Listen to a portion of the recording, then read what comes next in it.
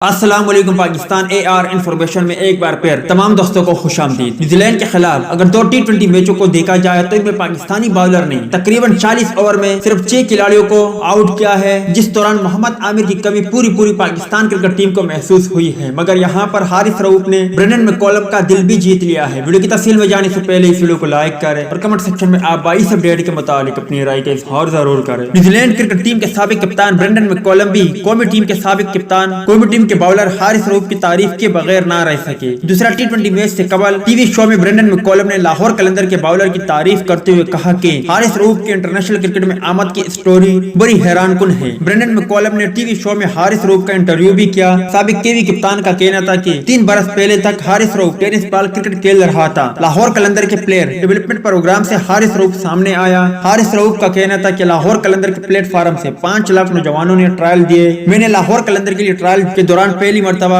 Hard ball پکڑی۔ Trial سے پہلے میں ٹینس بال کھیلتا تھا جو پاکستان میں بہت عام ہے۔ قومی فاسٹ بولر کا کہنا تھا کہ ہارڈ بال سے بولنگ کرنا مجھے اچھا لگا۔ میں نے پہلا بال 148 اور دوسرا 150 کلومیٹر فی گھنٹہ کی سپیڈ سے کرایا۔ حارث رؤف کا کہنا تھا کہ لاہور قلندر کے کوچ عاقب جاوید نے مجھے منتخب کر لیا، جس کے بعد پی ایس ایل میں موقع ملا اور پھر بگ بیش لیگ میں بھی پہنچ گیا۔ یاد رہے کہ حارث رؤف نے نیوزی لینڈ کے خلاف پہلا ٹی20 میچ میں عمدہ بولنگ کا مظاہرہ کرتے ہوئے 3 کھلاڑیوں کو آؤٹ کیا تھا اور کافی حد تک نیوزی لینڈ ٹیم کو پریشان بھی کیا تھا۔ امید ہے دوستوں کہ آج کی ویڈیو بھی آپ کو پسند آئی ہوگی۔ ٹیک کیئر، بائے بائے، اللہ حافظ۔